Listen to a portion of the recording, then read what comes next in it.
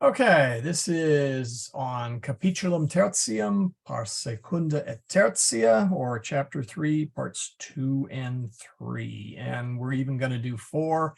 And I hope to sneak into chapter 5 if we have time. Or sorry, chapter 4 if we have time. But we'll see how things go.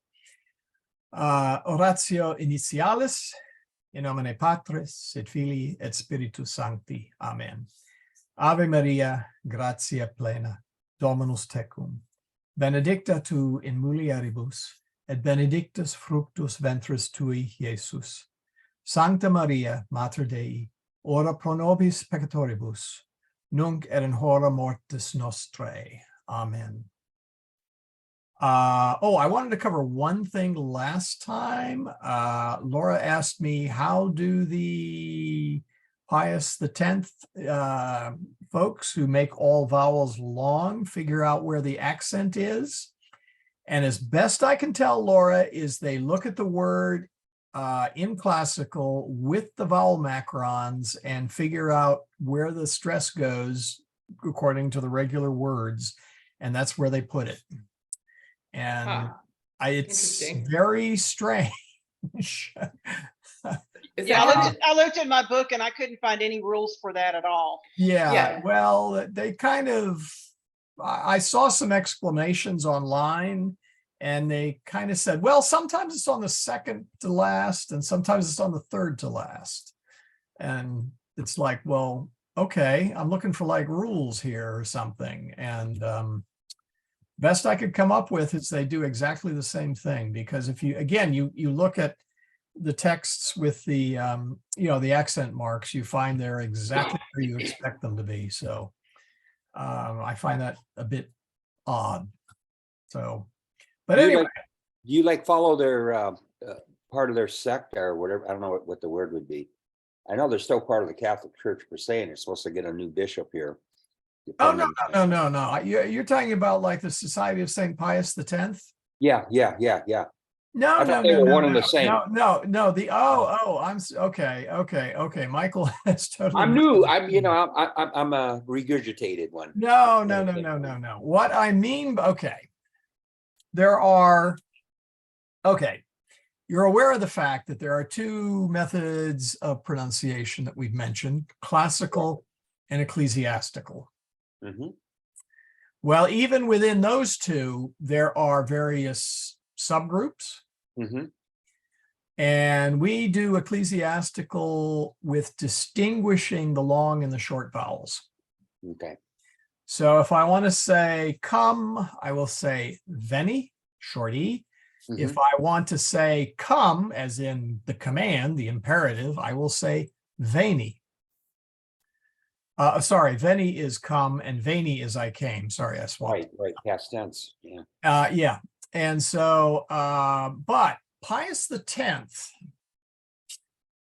issued a document that he wanted to standardize pronunciation in the church, mm-hmm. Which is not an unreasonable thing to try and do, but he went, well, all right, let me back up. The other thing is everybody agrees that Latin was pronounced similar to the way Italians do Italian today. Correct. Makes sense. Okay. The problem is Italians have a whole bunch of sounds and ways of saying things, and how do you map that down into the actual words? Mm. And so what Pius X says is, we're going to make it easy. We're going to just make all vowels long. Mm. And if you look in the Liber Usualis, which is the book for singing chants, that is what you will find, is they are all long. Mm. Now, that has an advantage because when you're singing vowels, and in Gregorian chant, that's really the vowel you hold. You can't hold a consonant. How long can you hold a D? You can't. Okay.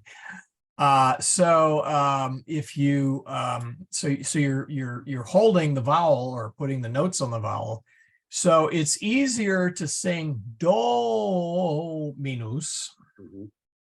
than it is to sing dominus. Okay, so long vowels are way easier to sing. And so that's what's in the Liber. And if that's what you sort of grew up with, then you will be, I refer to it as the Pius X method of pronunciation, where all the vowels are long. And that came out, I think he was like in the right before the turn of the century, maybe the 1860s to the right at the start of the 19th No, century. that would have been Pope Leo the Great. No, Pope Pius X would have been 20s, teens. Ooh, now you're going to make me pop it into my browser. Oh, I thought it was right at the start of the 19th century. Yeah, somewhere in there. And I was under the impression Oh, that, okay, 1903 to there you go. 1914. Yeah, there we go. And the mass I was brought up on as a little altar boy, this was back in the 50s. I would assume that's the type of pronunciation they were using was Pius X. Well, yes and no. It's an assumption on my part. Yeah. To quote one author, everybody duly noted what Pius X had to say. They appreciated his input and then promptly ignored him. Yeah. Now that's an exaggeration. Okay, that is a real exaggeration. Mm-hmm. You will not see Pius X pronunciation except within Italy or parts of the US. I have never seen it elsewhere in Europe. Well, I've got a missal, a 1944, Right. Father Lassant. Lassance, yeah. Yeah, and I'm curious. I'm having a problem. Well, real quick. 40. They had to close a 40-hour devotion this morning, and then they'll do it again on Friday and then through Saturday morning.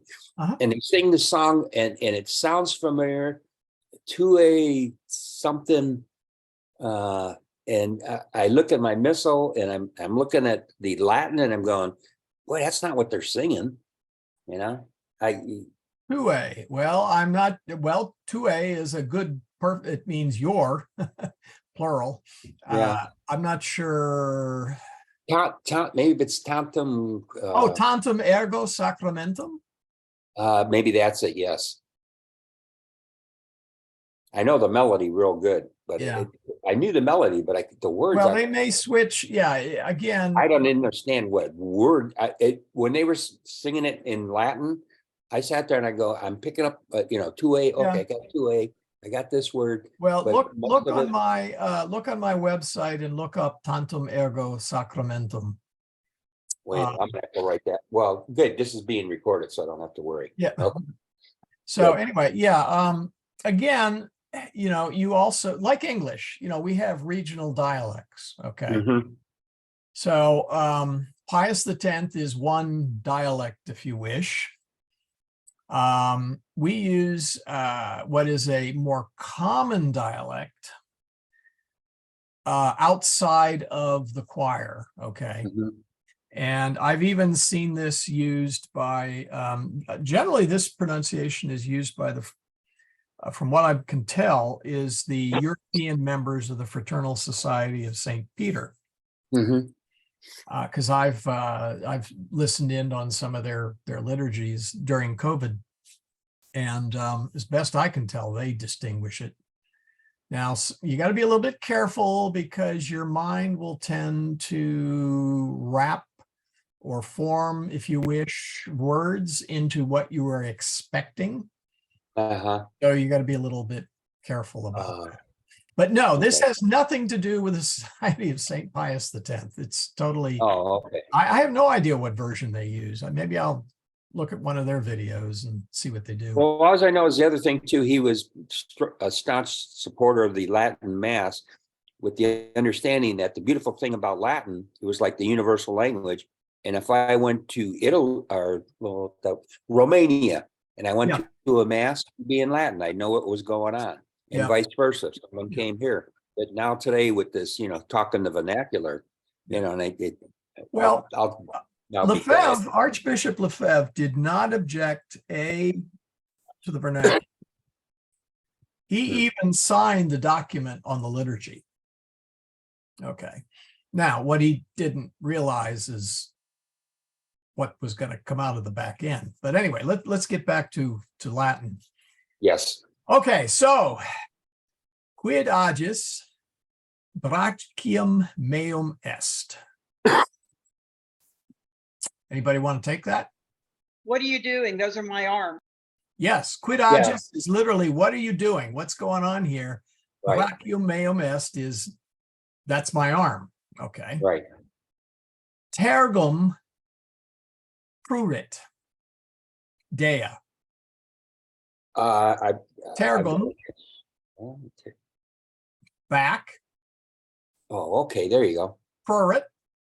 Itches. My Irritation. back itches. Right. Dea is goddess. I mean, this is Venus, by the way, Venus de Milo. Right. You know. Hmm. So, and Venus was one of the classical Roman gods. Correct. Id tibi iterum redam. Id. You've seen it. Oh, but I don't think we've seen the nominative form. It. Is ea id. He, she, it. We're just getting to some of those, but I believe you have them as eum and eam, which is in the accusative form. Yeah, I will return it to you. Ah, Yeah, I will give it back to you. Noli irasci. Don't be upset. Yeah, don't be upset. Yeah. Don't be angry, you know. So, yeah, irritate. Irachi. yeah, don't be irritated. So, Yeah, there we have it. sweet. That is cute though. Yeah, I mean, yeah, it's a little bit beyond a lot of you guys, but it you know. Oh, now I can act real snubby. Now, oh yeah, yes. Well, what I may do one of these sessions is I may give you some choice Latin phrases. Oh, there you go. You know, like oh, yeah. Anyway, but let's get back to our list of things. What I wanted to talk about was vocabula or vocabulary. One of the things I wanted to mention is be careful of equating a Latin word maybe I should put in the word exactly, or maybe only. What's the word I want? How about to a Directly? There's the word I want. Single, simple English word. Okay. And the reason is, okay, for example, insula. Insulae sunt. Okay, we learned Britannia insula est. Mhm. Insula est quoque. That is also an insula. The Now, building? yes, it is. Now you kind of go, well, first off, what is that? Well, it's a building, Yeah, it's a Looks building. Yeah, like an apartment complex. Or apartment something. complex. Very good. Yes, yes, an apartment complex. And the reason they are the same thing is because this thing would take up an entire block Wow. in Rome. All right. And so it was essentially an island. Okay. If we look at the English word island, we go to the next sentence. Even in English, words have a very rich meaning. So, okay, what is an island? A piece of land surrounded by water. Mhm. The island of Crete. Creta, insula est. You know, we all already know about that. A thing resembling an island. Okay. Anybody have a kitchen island? No, but I wish I had one. Yeah. Okay. So even in English, you know, we don't, island just doesn't mean a piece of land surrounded by water. Okay. Mm. It can mean anything that kind of resembles something that is isolated or detached. There are traffic islands, by the way. There are a number of different islands we use in English. And it's also a detached portion of tissue or group of cells. Well, that's medical, so we can, well, I'm not saying forget that, but that's kind of a specialized use. Well, if you hop down here, vocabulu latina quoque, insula, an island, an isle, whether formed by sea or a lake or a river. Oh, there's our insulam Britanniam. Okay. But also a house for poor people, which was let out in portions to several families, as opposed to domus, which was a mansion of a rich family. So this would have been,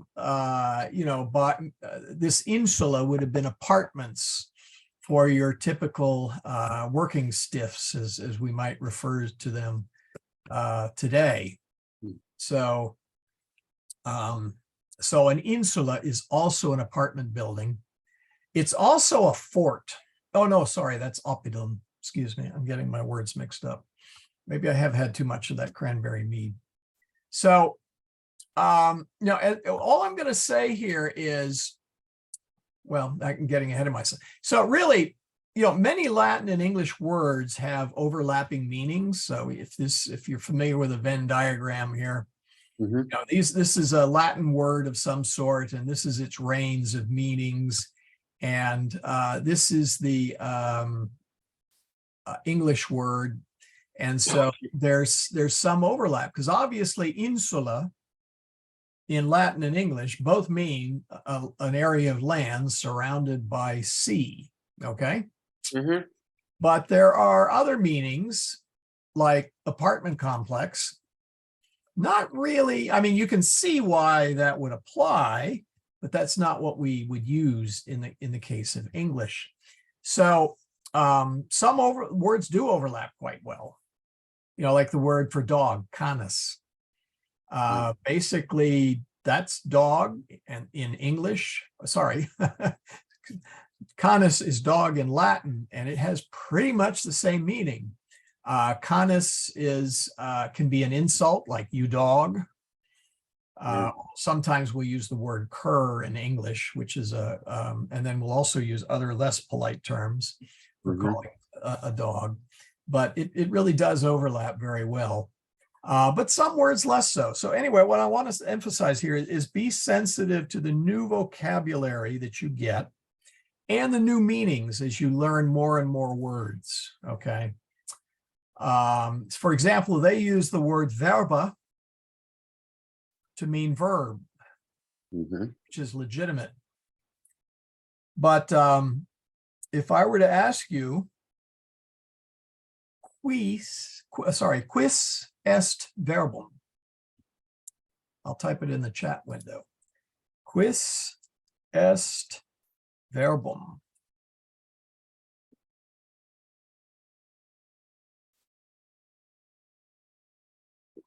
How many words?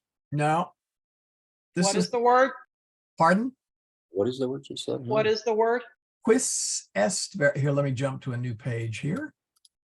Let me do a new slide. Quis est verbum?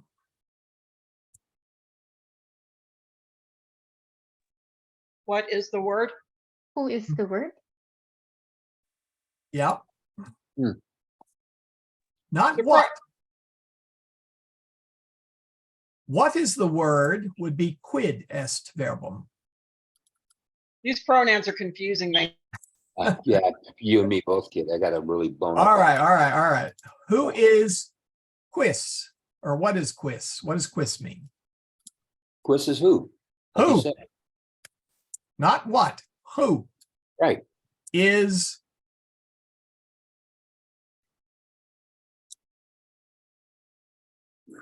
The word. Hey, I guess having verbum capitalized should have told me. There's a who. Yeah, Jesus. You're right. Jesus Christos. est verbum? Okay. Maybe we'll Shouldn't the V be capitalized? Yeah, we'll capitalize it. Thank you. So anyway, so the word verbum, which means word in the simplest sense, or in the plural, verba, or in a grammatical sense, verbs, takes on different meanings. So I'm not saying, up to this point, we haven't had to do that too much. Okay. And by the way, okay, I should, if for those that don't know, quis, quae, quid, go review the notes from, was it last session or session before last? Quis is and quae are who. Correct. Okay. Quid is what. Oh, let's do it this way. Mhm. Okay. And quis is who masculine or who indeterminate. And quae is who feminine. Mhm. So we would say quae est mater Marci, who is the mother of Marcus. Mhm. Now you could say quis est mater Marci, but you know ahead of time that you're talking about a female, so you really wouldn't do that. Now, if you were to ask who's on first, quis in prima est, you could be talking about women's softball. No, it could go either way. So in that case, you would default to quis. So anyway, so remember that. Quis quae is who, quid is what. Is quis also the neuter? No, quid is neuter. Quis is masculine, quae is feminine, and quid is neuter. And let's see if I have the table for that. Do I have it handy? Okay, let me go fetch it. Hold on just a second here. Let's see now. It wasn't last class. I think it was class before last. Let me do a quick look here. Nope. I know it did it in one of these because we ran into it.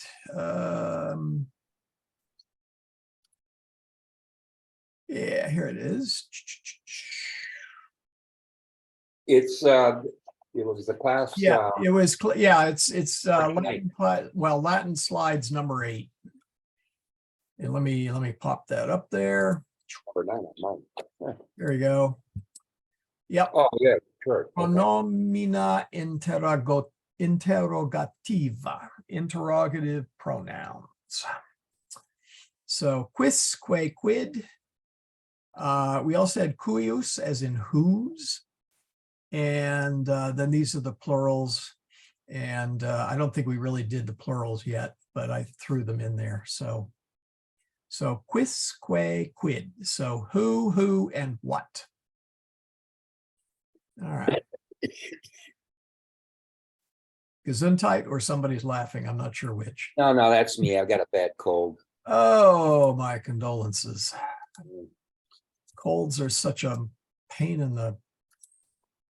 Yeah, I gave the wrong week for drinking alcohol. So, by the way, I recommend brandy. Yeah, you're right. It's an old remedy. Make it nice and hot. So anyway, okay. So enough of that. So anyway, all I'm saying is be sensitive to the vocabulary. Okay. Don't buttonhole words too tightly. Okay. Because if you do, you're going to end up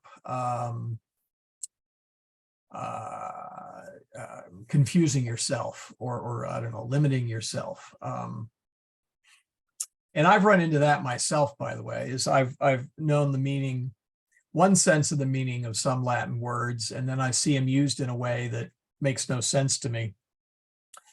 And then I then go and look at the dictionary and I go, oh, I see what's going on. Like there's a verb, yacet. All right, now I'm going to have to add another slide. IAC. Yeah, there we go. And I knew this verb as he, and by the way, this is now that you guys have had third person throws or hurls. All right, that's how I originally learned it. Partially because I was reading something that was classical Latin, and they were kind of drawing from Caesar's Gallic Wars. Well, I'm at the Christmas liturgy, and I suddenly read that the Virgin Mary, hurled Jesus into the manger. Wow. Excuse me. I had this strange vision suddenly of the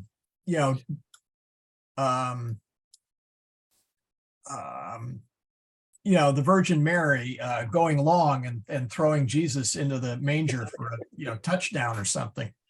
And I said, well, I'm pretty sure that's not what that means. And so I went to the dictionary, and it can also mean to place. Okay. Yeah, no, and we do not mean the vulgar meaning of hurl either. Okay. Yeah.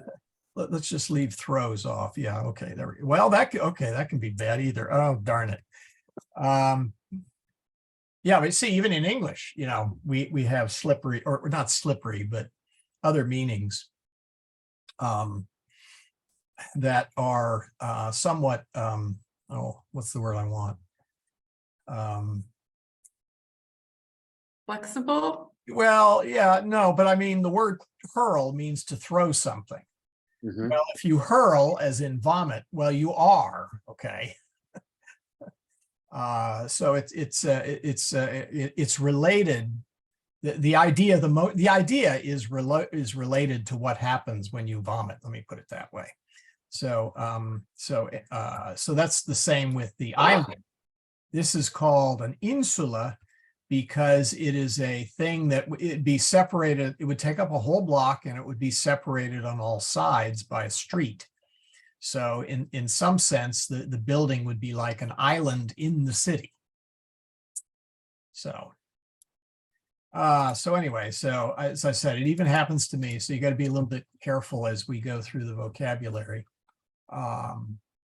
That sometimes words get used in ways we would not necessarily do it in English. Let's see. One other thing I wanted to mention is the Tar Heel Reader. Teresa put me on this. The Tar Heel Reader, and I'm going to send these notes out. This is a link. It's supposed to be a link. Oh, there it is. There's the link. And you can open it, and it has a very simple story. Sort of like the Familia Romana, okay? And so I'll just open it briefly here, just to do a fast, show you what it looks like. But anyway, this is, okay, where'd it go? Oh, there it is. All right, share that. Whoops. Come on now, there. Oh, wait, that's not what I wanted. There. There we go. Anyway, this is a very simple, it says it's an original story of 18 chapters and an epilogue designed to be read along the Cambridge Latin course. Well, we're not doing that, but that's all right. So, ecce celbus, ecce mella. By the way, mel is honey. So mella is sort of a feminine, my honey. Celbus est pater, mella est mater. Okay, well, you can figure that out pretty easily. Celbus est in culina. Celbus in culina laborat. Well, anybody guess what a culina is? Cook? Kitchen. Kitchen. Yes. Oh, Celbus is working, laborat, labor, in the kitchen. Mela est in horto. Horto, Garden. garden, yes. Mela in horto laborat. And of course, you can always look some of these up. Anyway, it's a very nice Ecce Gilbo. Looks kind of like a deranged goth punk rocker, but you know, hey, what can I say? Gilbo est filius. Mater, mater, filius. Okay.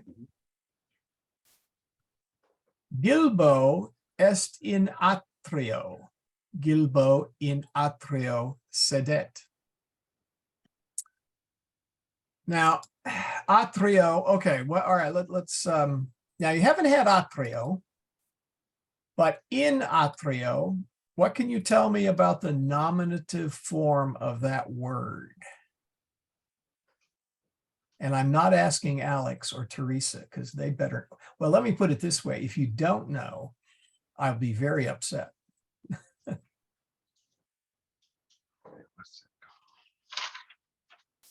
the nominative? Well, yeah. What is the nominative form? Okay. In chapter 1, we had in insula, or sorry, in Europa, or in Italia. Roma in Italia est. And the Italia took an A, a long A. And we also had, well, we didn't actually have it, but I believe we had Egypto, yes, in Egypt, in Egypto, Egyptus, in Egypto, where the US became an O. Atrio in the nominative form is atrium. Hmm. Living room, actually. Yeah, they're using it in the sense of living room. So Gilbo in atrio sedet. So Gilbo is sitting there in the living room. This is not an atrio, okay? Mhm. Gilbo in atrio bibit.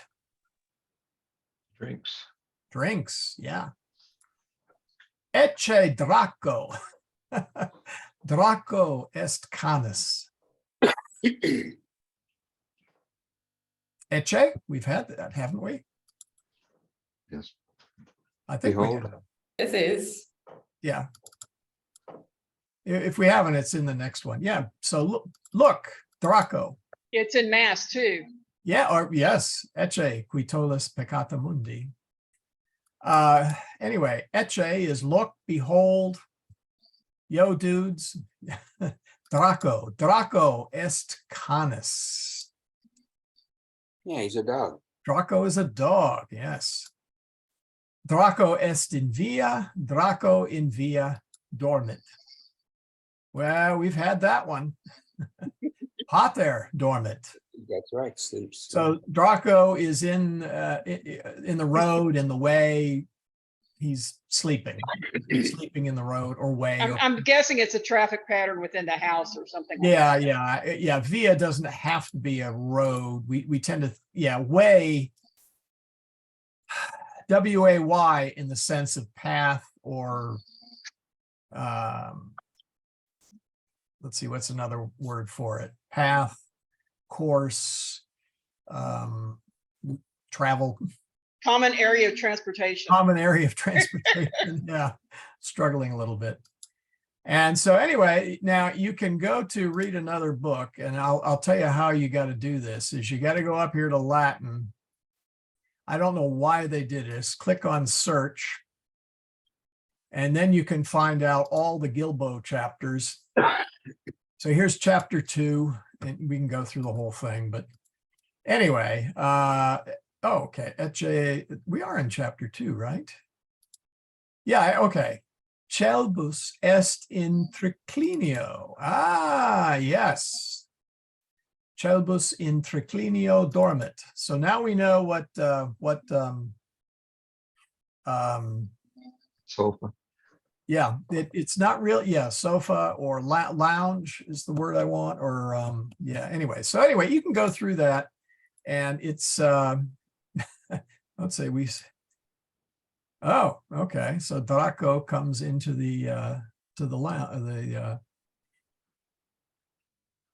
Draco in triclinium? Wait, that. Yeah, I hold on. think triclinium is not the sofa. It's like another Oh, word for yeah, another yeah, room. sorry. Yeah, they're referring to the dining room. Excuse me. They reclined when they ate. So anyway, but that you guys can look this up. Whoops. Alex dropped out. Let me let Alex back in. Hold on here. Michael, he's getting on his computer because we just came from. Yeah. Okay, whoops. Hold on. Let's hold on here. Where is this? Oh, good grief. Where'd it go? All right, give me a second here. I lost my other page. All right. I closed a window when I shouldn't have. So let me get it back here. Just give me a second. Oh, all right. Where'd it go? Oh, dear me, dear me. I closed the wrong window. All right. Somehow my Zoom window got minimized.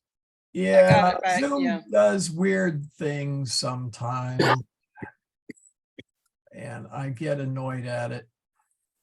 It assumes it knows what I want to do, and generally it does not.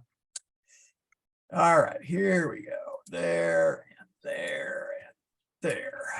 And yeah, did it that way. Okay. Anyway, I will send these notes out, and that will be a link in the PDF. You should be able to open up the PDF, click on it, and get to the Tar Heel Reader. The other possibility is, I suppose, you could just search for the word Tar Heel Reader. So anyway, but I wanted to get back to the Familia Romana. Let's see, we did section, whoops, hold on, I want the text as well. We did section 3 last time, or this time. Any questions on section 3 of the readings? Michael? Yeah. I've got a question. And forgive me, we were on the road, and so we were listening on Allison's cell phone. So I just now got to the computer. My question is, and if you've already covered this, then just disregard my question.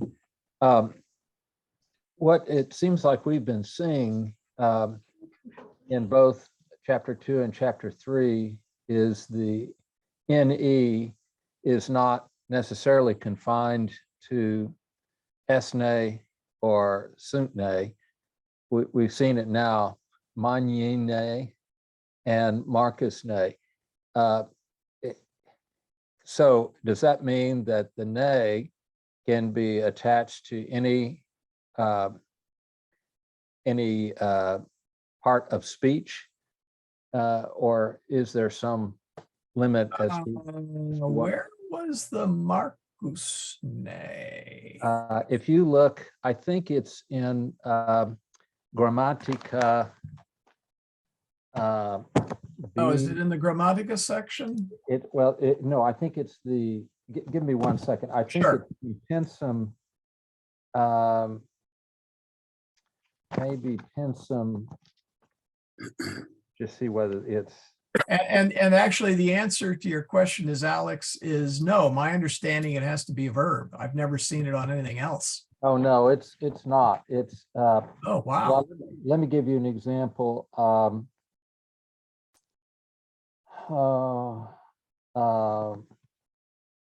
It's in, bear with me. Okay, in Capitula 2. Okay, if you go to line 57 in Capitula 2, Capitulum 2, So this would have been, line 57. let's see if I didn't go far enough. Oh, of course, we're gonna sit here. Whoops, 20, 40. Okay, next one. In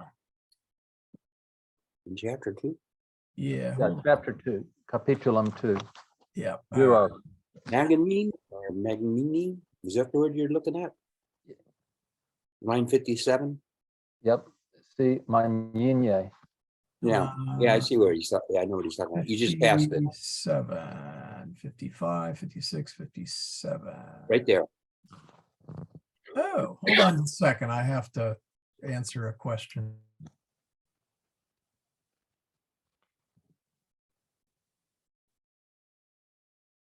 And Okay, Uh, that's right. Yeah, my wife just we had a friend whose niece was doing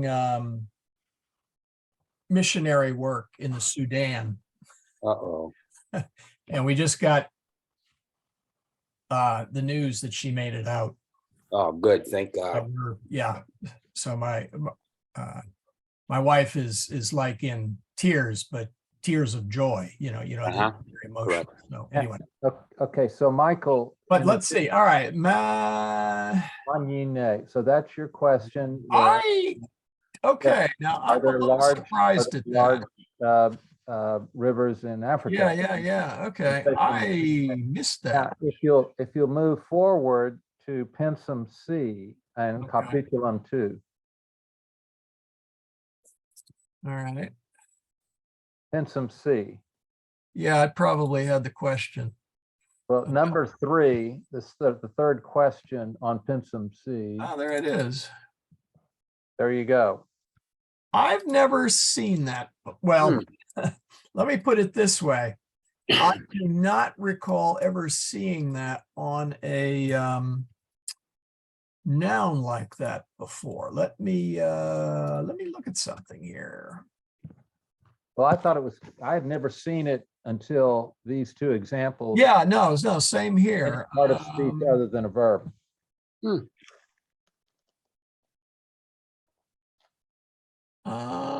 Let's see. I was taking it as Marcus, not Marcus is a. No.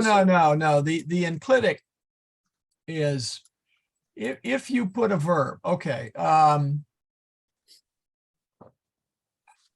Going back So to, you can attach this to a proper noun is what you're saying? yeah, I've always seen it on a verb. Okay, Yeah, so I mean, So clearly. in let's Pensum C, see. they're So if saying, we say Is Marcus, is Marcus Pulsat. also a servant of Julius, yeah, right? yeah. So if we say Marcus Pulsat, Marcus hits. Well, We have to say Pulsatne Marcus.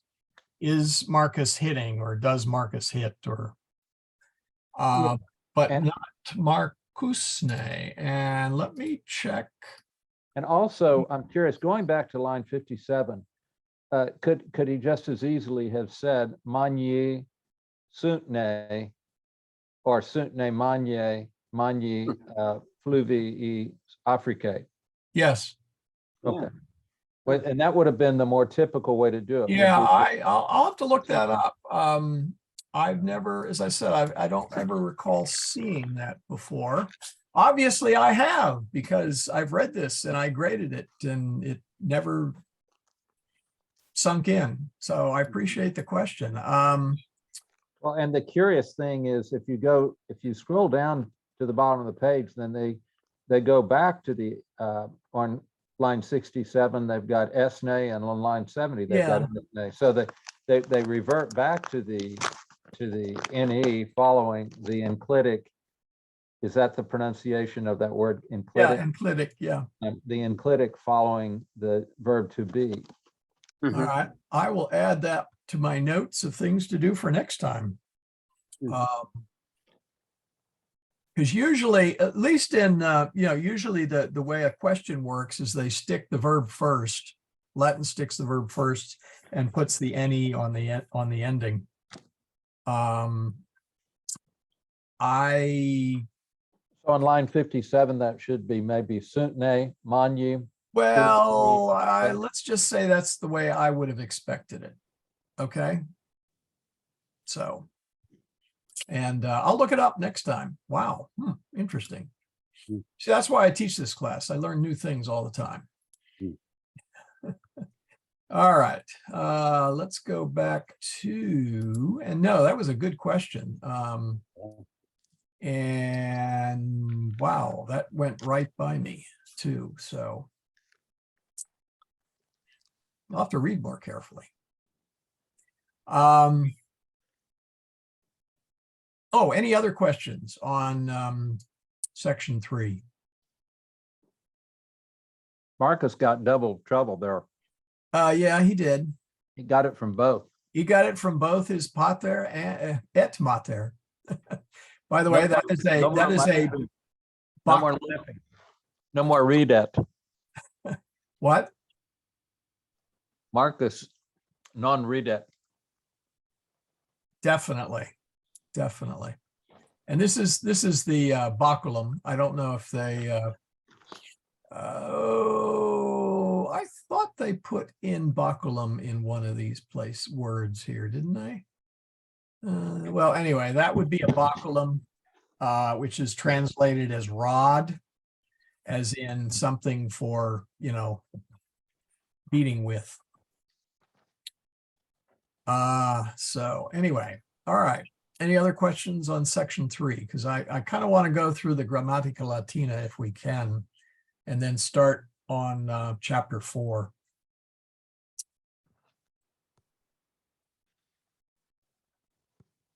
Okay. Well, I don't remember covering, is it pronounced eom or is it eom for for now?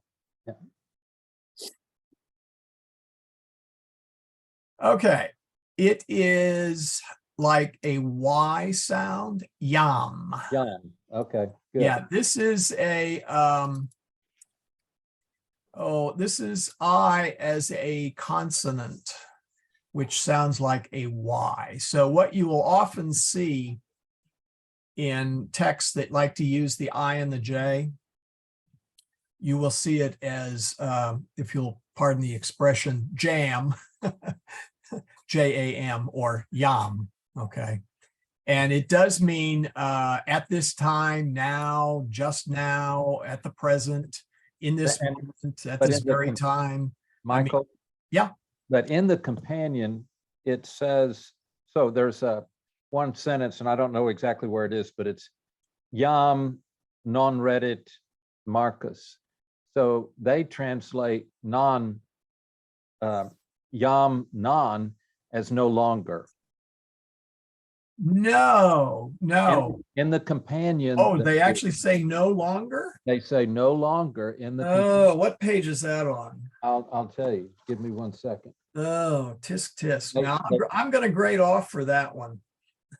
Oh, thanks. I'm taking points off for that. Hopefully not off him.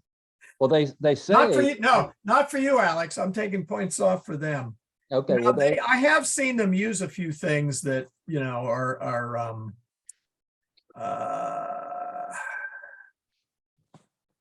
okay, it's on page 22 at the bottom where it says Julius quiam non dormit eum audit. Who is no longer sleeping hears him. Okay, let's see, page 22. You said where, at the bottom? Yes. What it's under the section under points of style, writing relative sentences. And so what they do is they're saying, well, in the text, it has 2 sentences, and you could take those 2 sentences and join them with qui. So yeah, and that part's right. What I had, okay, really, that's a. But they clearly translated as Julius qui. Yeah, I see it. Non dormit eum audit. Yeah. No longer sleeping. Yeah, I see it. That was part of my rather question. loose translation. It literally means Julius, who is now not sleeping. Now, to be fair, we don't usually say it that way. We would say no longer sleeping. So we have to cut him a little bit of slack, but I wouldn't have,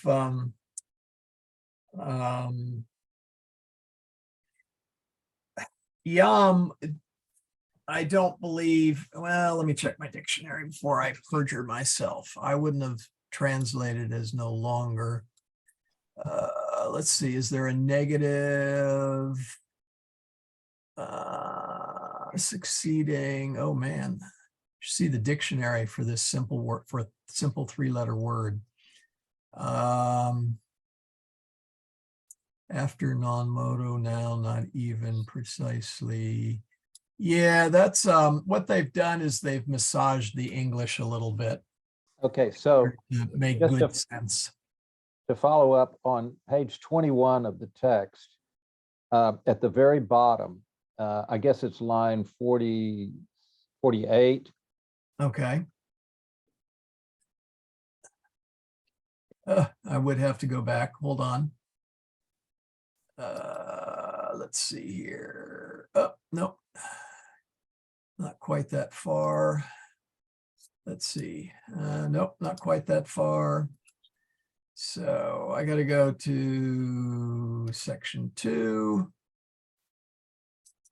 Right, let's see. If you see 5, that last 6, 7, line, 8. Julius cum eum audit iam Yeah. dormit pater. So literally that would be, is that father is not now sleeping. Yes. Okay. So you're saying Now, that, or actually, I would that's the- translate that a little bit differently. I would say he is now not sleeping, he's now not sleeping. but Okay. a little smoother on the English side. But not no longer sleeping. I do not like the word no longer. There's oh dear, there are other ways of saying that. And It actually does mean something different when you say not now than when you say no longer. yeah, because the yam really refers to the present moment, okay? Hmm. Or something epsilon, or some delta from the present that's very, very short. Yeah, So, in the, yeah, go ahead, Michael. I was gonna say in the champion companion, it shows for that word, it can either mean now or already. And now works perfect. Now he's not sleeping. Yeah, it really does refer to something in the immediate moment, and no longer in English is rather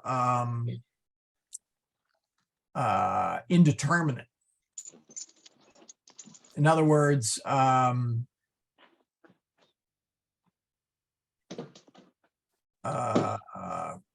if I say I no longer eat French fries, well, that can mean I stopped eating them last month, last year, 20 years ago. There's no, if this were math, it would be a inequality. Whereas Yeah. yam is typically means at the moment. So you could even say at the moment, the father is not sleeping, but that kind of loses the, I kind of like if you translate it, I think it would sound good if you went something like Julius heard him. Father is not sleeping now. yes. Oh, yes. Very much so. Mhm.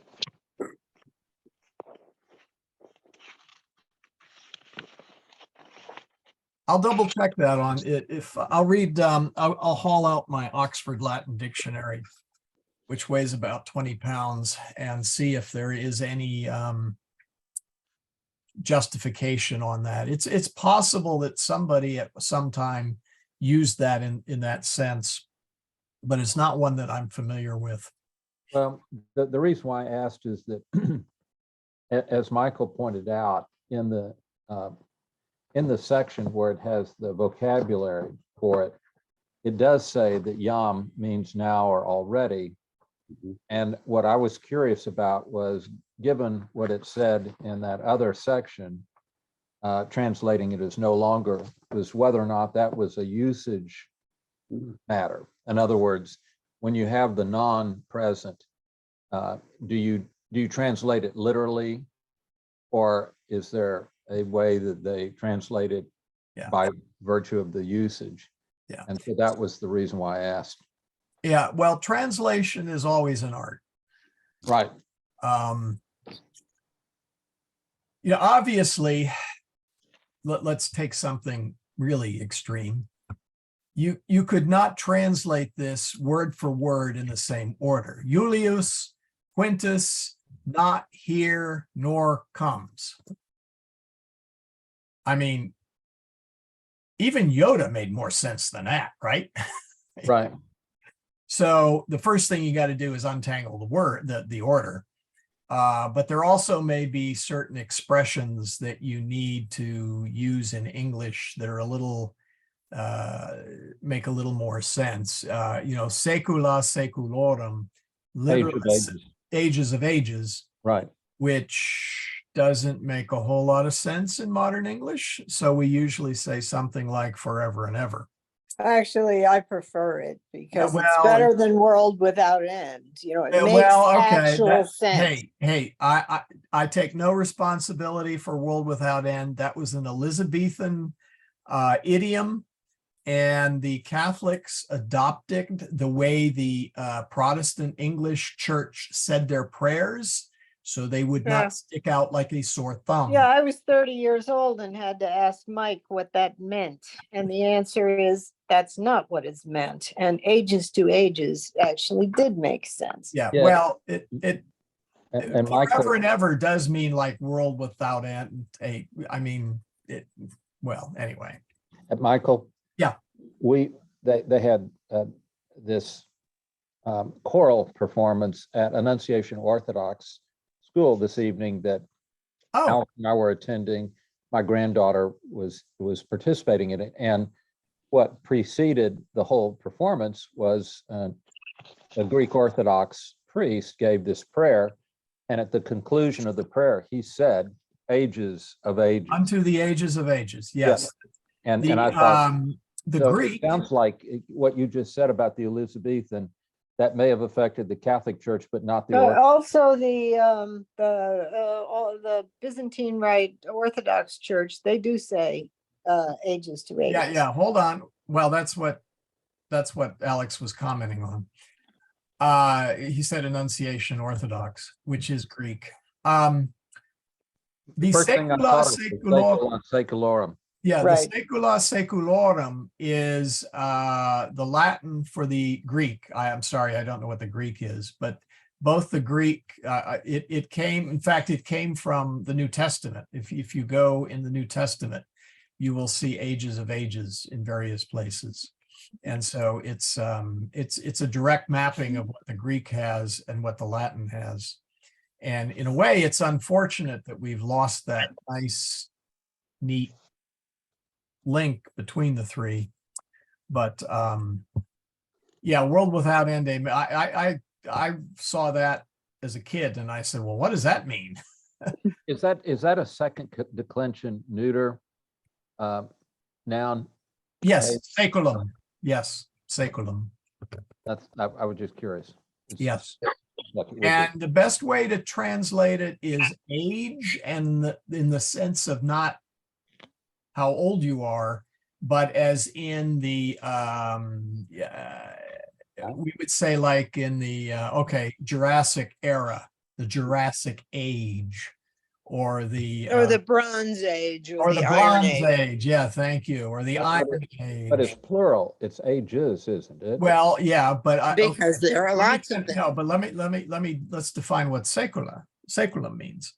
And so it means an age. It means a very long, indeterminate amount of time. It can also mean a century. So if we were in the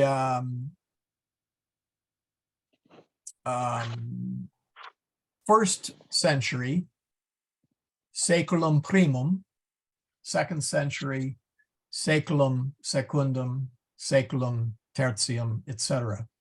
So you also see it as centuries.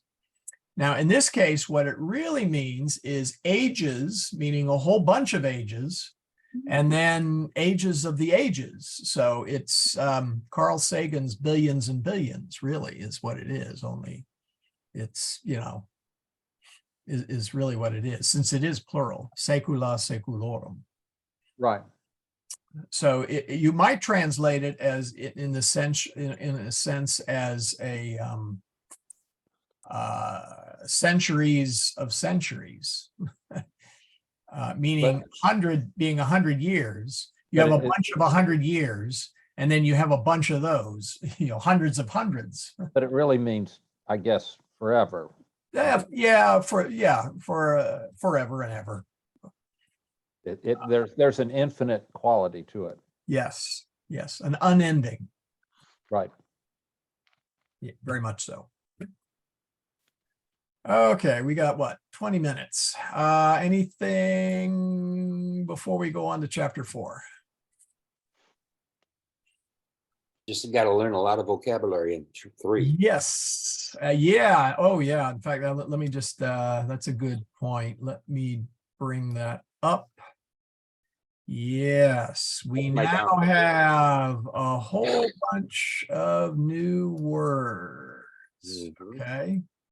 And again, you know, look at the end of each section.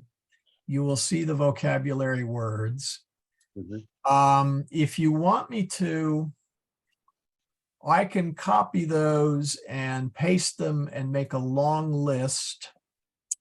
And if you wish, I can even put it in like 2 columns where you can cover the sheet on one side and look at interrogat and figure out, oh, that means ask. And then, of course, you can also cover up the ask and say interrogat. Would that be helpful? Well, I'm making flashcards for what it's worth. Okay. Michael, I noticed that there's one word that's in the story that they leave out on the vocabulary list. I just thought I'd bring that to your attention. Oh, which one? Tux tax. Oh, yeah, that's right. They do. Okay. Tux tox, I believe the correct term is onomatopoeia, correctly? I don't know if you noticed this, but Marcus got, Did they put in foo? he got Yes. 2 tux toxes Keep the from air. his mother, but he got 3 tux toxes from his father. Yeah, yeah. Well, I don't blame them. So I I assume, don't see the foo in the list. yeah, I don't either. And if I remember correctly, there were ellipses after the text toxis, so that could have gone on indefinitely. Yeah. Now, I will say this, foo is actually a Latin word. Is it Yes, let's not like Fu Manchu? no. And it doesn't, and it's spelled FU, and it has nothing to do with the English FU. Let me emphasize that. By the way, the Latins had. So it's not, no wire foo. Yeah, no, yeah. So the Latins had plenty of expressions for the English version of FU. I'm curious.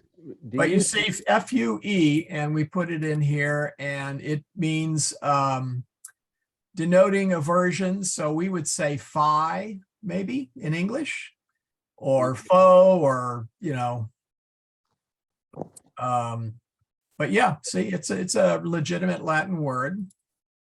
And what was it? Tux tax is also a Latin word. It is the imitating the sound of spanking, blows. So when you beat somebody, you should say, you know, tux tax, tux tax, tux tax. And Michael, how do you pronounce IMPROBUS? IMPROBUS. That's the title of this chapter. It's is improbus. It's Oh, no, not. I don't know if you can. improbus. Yeah, Yeah, it's not okay. a. There was no There's no macron. It is No not macron, no, yeah. improbus. It is. Also, Improbus. And I, so, I don't know pardon? about you, but I prefer wicked to bad. It's just much more expressive. The book, It's more like unruly, incorrigible. well, okay, all right. well, the compendium just, it has two words. It has bad and wicked. Mhm. And Yeah, bad just seems okay. a little bit too mundane. Yeah, all right, Obviously, Hey, Lewis and Short is okay. going to have much more to say. Yeah, let's go back to probus for a moment, or probus, shorto. It means good, proper, serviceable, excellent, superior, able. It also can mean fit, as in, suitable. Mhm. So improbus, sorry, I made that O long. Sorry, I apologize. Improbus is not according to the standard, not up to snuff. That's its basic meaning. But it means in the sense of bad quality, poor behavior, inferior. Yeah, we can go with morally wicked, reprobate. Ooh, I like reprobate. Ooh, nice. In fact, it has kind of the same letters there. Abandoned, vile, base, impious, etc. So yeah, bad. The dictionary I have a little paper hard copy dictionary I like to use, and it says bad or inferior in quality, wicked, perverse, cruel, unruly, persistent, rebellious. Right. Yeah. Another word that I like is verbarat, Yes. because there's something, they use two words. They're one in the companion, they use beat and flog. I just think it's great to think the mother is flogging her child. Her wicked child. Yeah. Now, Michael, you're in California, right? Yes, sir. Don't let this book fall in the hands of any of the California thought police. Oh, God, tell me about it. I'd be in jail tomorrow. Flogging children. Yeah, flogging children. Wow. Yeah, it's Oh, all man. right to mutilate them, but you can't flog them. Yeah. Yes. Exactly. So yeah. And verberat has a nice sound to it. Yeah, Yeah. you were talking about verba. It has nothing to do with that. Well, okay, verberat.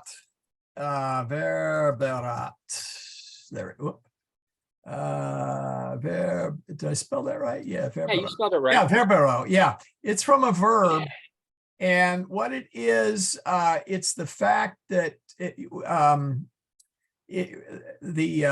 we see it in reverberate Ah, in yeah. in English, and it's reverberate is like a Reverberate again. yeah, it's to reverberate again. So it's like wow,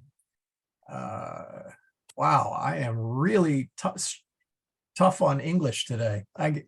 As in well, not vibrate, but you can think of it as vibrating. There's a beat that reverberates, like you have big speakers in a concert hall. The whole concert hall echoes, or even classical music, with the kettle drums, the whole hall reverberates. So Maybe But I think when I think of reverberation, I think of feeling it like in your chest. It's loud. It reverberates inside my body, actually. yeah, it can.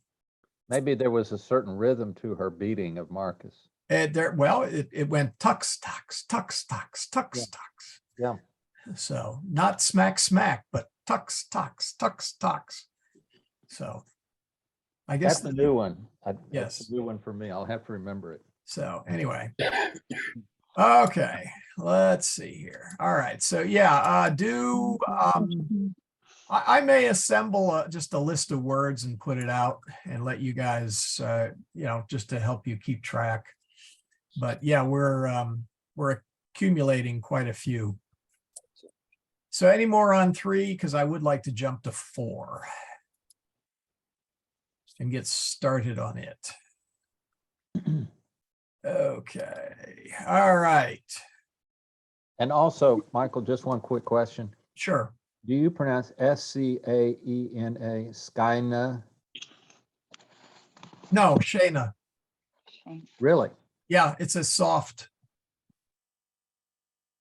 Skyna is the would be the classical pronunciation. Okay, because that when I looked it up, that was the pronunciation that I got online, but as you said, Well, that's okay. That would be classical. okay, Yeah, the SC is a like an SH sound in ecclesiastical Latin. when you have, You remember the Shio? I know. yeah, but that's SIO. Oh, well, okay. CA, okay. Excuse me, Okay. SCIO. So Okay, Shio, C, okay, hold on. C before I.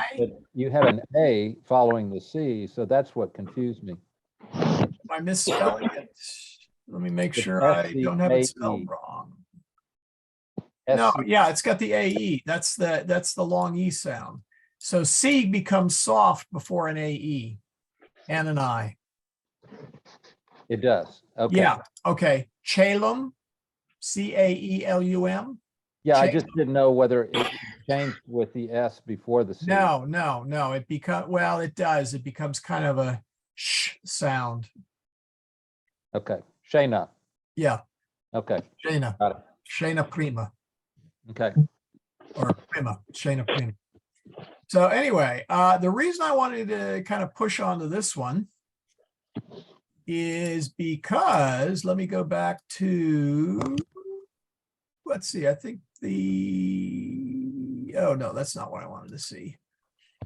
Yeah, here we go. We pick up a number of things. We pick up the vocative. English has nothing that even remotely resembles the vocative. The good news is it's very simple. Okay. Vocative is from the Latin vocativus. Excuse me, Michael, you're still in the, Oh, I'm Definition. in the wrong. Thank you. I did not. Is it Okay. related to vocat, to call? Yeah, that's what I was about to say. Oh, sorry. Where is this one? Why is it no matter which way I do that, I always get the other one? There we go. Yeah, thank you. From vocat.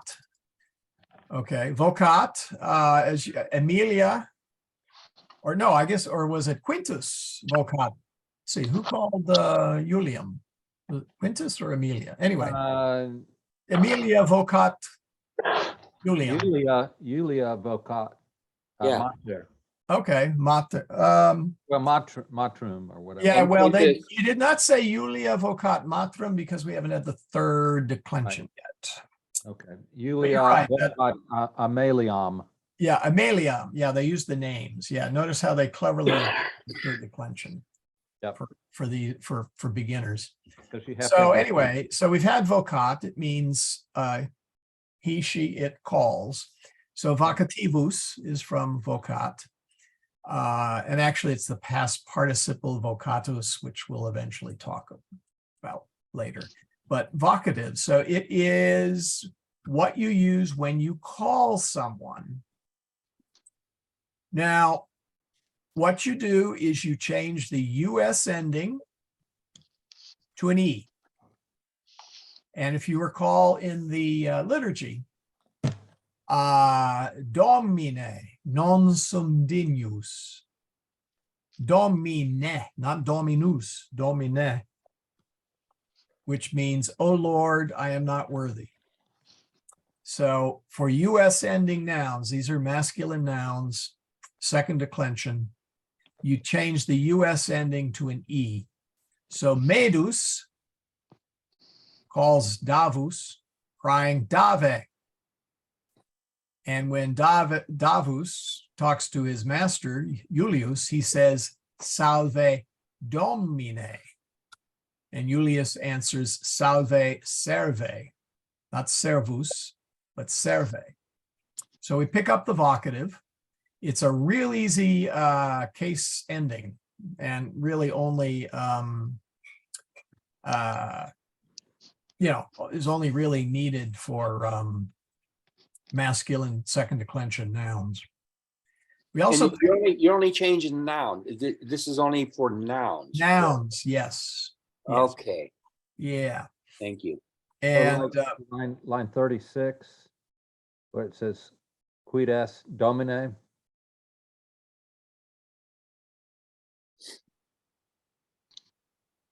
yeah, he's in chapter 4. Yeah, if you go back, Michael, back a couple of lessons, you will find I put up a chart of the various noun endings for the first and second declension. Uh-huh, And so that you will see the vocative in there. okay. So it is in there. Now they also pick up the imperative, which is also really easy. Vocat, voca, videt, vide, venit, veni, pone, ponet, puts, places, okay. Yeah, you'll find I don't think we haven't had ponet yet, means to place, to put. So pone would be like, put something down. And we discussed in a previous class that the famous Veni Vini Vici is in the Yep. Is all imperative. is all imperative. Yeah. So this one, the imperative form, and I mentioned the various moods of verbs. The imperative form is really easy. Okay. So. Yeah, it's easy, but when I'm trying to figure out when do you use the imperative versus just the regular verb as is? Oh, well, it's the same in English. It's If a I say, call me, that's imperative. I don't say, so that would be voca me, call me. If I say you call me, that would be vocas me. We haven't had second person. How about I shall call you? Shall be. Now that would, okay, now that is future tense. Wow. That would be vocabote, I will call you. But that would be in the imperative though, right? No, that's not imperative, that's future. Oh, the way to distinguish imperative in English is there's no verb, there's no noun. The noun is assumed. And of course, it's always second person, singular or plural. So call me has no noun in English, right? So that's. So in other words, when you use the imperative, you want to make sure that possibly the sentence or the two sentences prior to using the imperative where you're going to drop the noun, the guy that's supposed to be doing the action, then you're going to have it understood in your brain that, yeah, okay, I know what I know who they're talking about or telling them what to do or whatever, giving the orders. Yeah, but it's also a command. If you are coming up to an intersection and a policeman says, stop, Mhm.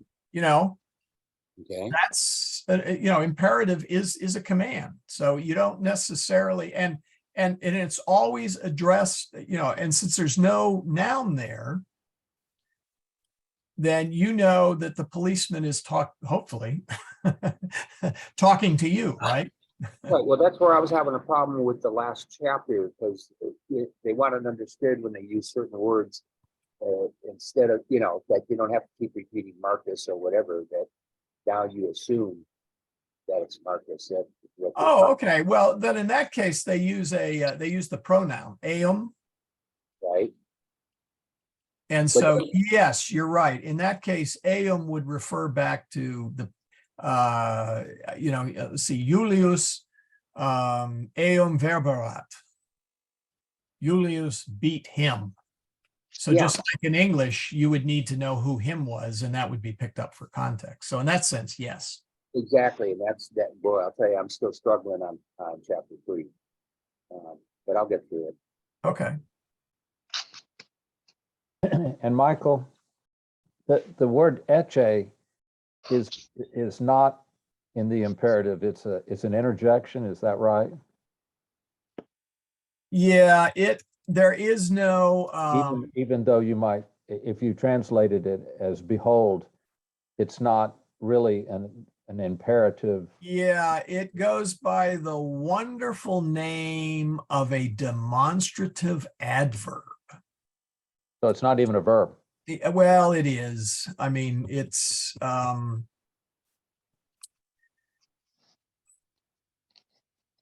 we don't really quite have anything like it in English. So the best way would be to think of it as a verb. But in any event, it's not. No, it's indeclinable. That's it. It's, You know, it's not no- a verb no- in the imperative. Singular is eche, plural is eche. Right.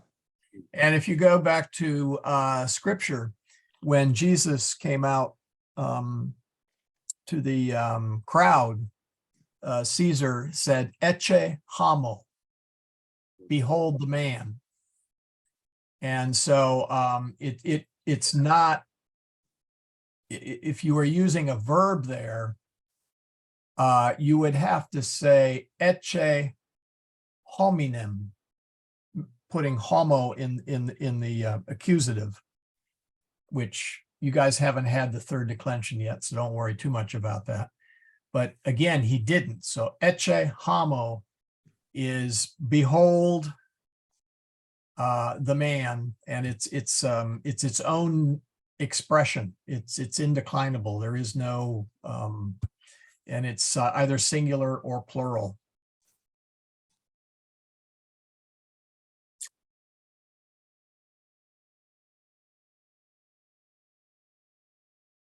Okay. Yep.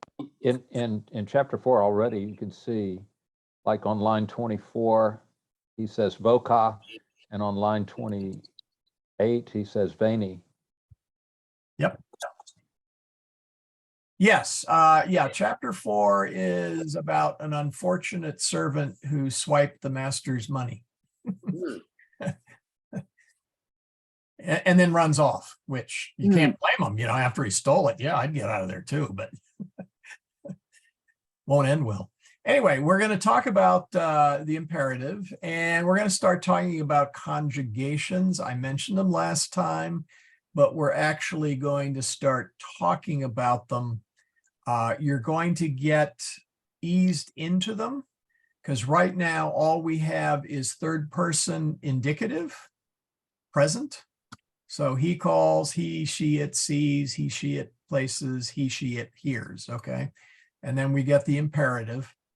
So we're going to kind of ease into them. I'm not going to give you too many more. I'm not going to give you well, I may give you a table of endings. I don't know. I'll think about it. I don't want to drop too much on you in one shot.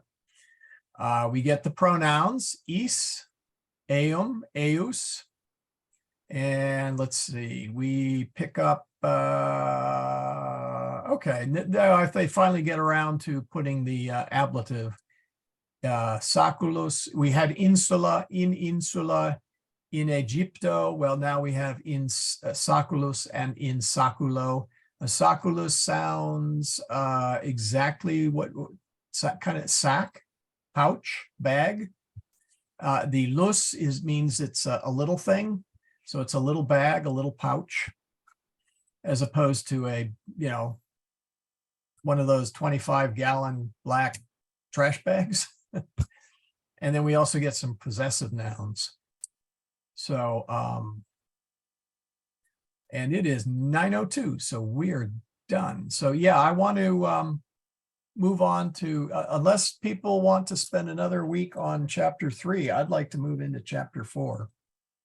Can you show us the homework slide? Oh, on 3?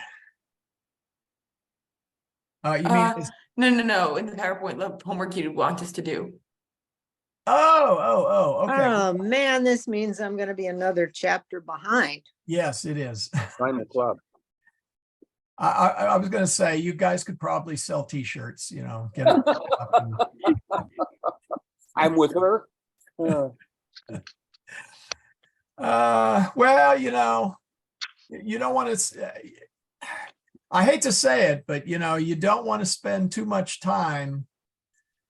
Well, you don't want to get behind, but also you don't want to go at a snail's pace because, a year from now, we'll be on chapter 5. So there's too slow. There's too fast as much as there is too slow. Let's Well, put it Michael, I'm through the first 5 exercises are free, and okay. I'm having to double cross, double check, and I'm looking up words. I keep, my short-term memory is gone, I think, at my age. I don't know. But I mean, I'll struggle through it because I want to get it. Okay. No big deal. I mean, I will get that done. Well, yeah, and the important thing is to listen to the narrative and to read it and to work with it and absorb it. If Okay. you get a little bit behind on the exercises, Mhm. don't sweat that too much because going back to the exercises is not such a bad thing because it's a way of reviewing those previous chapters. Now, if we're in chapter 4 and you're only halfway through chapter 1 exercises, well, okay, that's a little too far behind. But anyway, so let's see, what did you want to see, Laura? You wanted to see chapter 3? No. The PowerPoint slide that has the homework on it. Oh, well, it doesn't exist yet, but tell you what. There we go. Thank you. 4, part 1. There we go. And section 1, and this is what, 1 through 3. Let me see how many exercises there are for this one. Let me see here. Okay, chapter 4. All right, 1, 2, 3, 4. Okay, so I will fix that to 4. There we go. There. So ideally, I would like to see you guys, get to that. If you're a little behind in the exercise, I said, don't stress. But at the same time, don't let it slip too far because the exercises, right now I'm kind of spoon feeding you guys. Okay. And even the text and everything is kind of, whoops, I want the next one, is kind of spoon feeding you in the sense there's the text and there's the audio. You do have to internalize it. So, but the exercises are good to help, you have to wrestle with it. And Now I can't get out of my head. Here's the church. Here's the steeple. Open the door and see all the people. You got to do things one at a time. yes, I was wondering where that was going. Yes. Yeah. That's one of So the- anyway, yeah, we find more about Saculus Julii non parvus est, meaning the bag. Julius's bag is not small. And in saculo eius est pecunia. So money. Centum. Ooh, 100. I don't know whether they're sestertians or did we well, we didn't see what kind of coin it was. Well, anyway. Could be the denarius, or it could also be the gold coins. The doesn't come to me offhand. They got Well, okay, yeah, but a numus just means coin. Oh, okay. It's any generic coin. Mhm. But they had different coins for different. A denarius was a silver coin, and that was typically the wage of a worker's one wage for one day. And it actually wasn't too bad. It bought most of the necessities for a single day. So it worked out pretty well. Now, later in the empire, they had a real problem mining enough metal for coins. Mhm. And so they began to debase the currency, and that silver Well, they started coin. drilling holes in the coins too. Well, that's to steal the metal. Oh, oh, Yeah, well, even in the US, they used to have that. You know, the reason they put rough edges on coins is people used to take the edges and scrape a little bit of silver off. Hmm. And over time, you would have a presumably significant pile of silver shavings and melt it down and sell it. And Hmm. so, yeah, that's nothing's changed in the last 2,000 years in that regard. But no, the government had to actually debase the coinage simply to have enough coins to pay the troops. We all know what happens when the government prints more money than what it actually has. Inflation. Inflation, yes. So oh, Democrats. uh, I don't know. Lately, the Republic, well, I don't know. The Yeah, Republicans did pretty well when they were in charge. So I think the Democrats have taken it to a higher art. I will agree with you there, but they're both perfectly capable of ballooning the budget. I'm glad I only got a couple of years left because this whole thing's about to collapse. Yeah. So anyway, so chapter 4, let us sign off here and do the closing, and I'll stay on for just a little bit. In nomine Patris et Filii et Spiritus Sancti. Amen. Ave Maria, gratia plena, Dominus tecum. Benedicta tu in mulieribus, et benedictus fructus ventris tui, Iesus. Sancta Maria, Mater Dei, ora pro nobis peccatoribus, nunc et in hora mortis nostrae. Amen. And that is the official end of the class.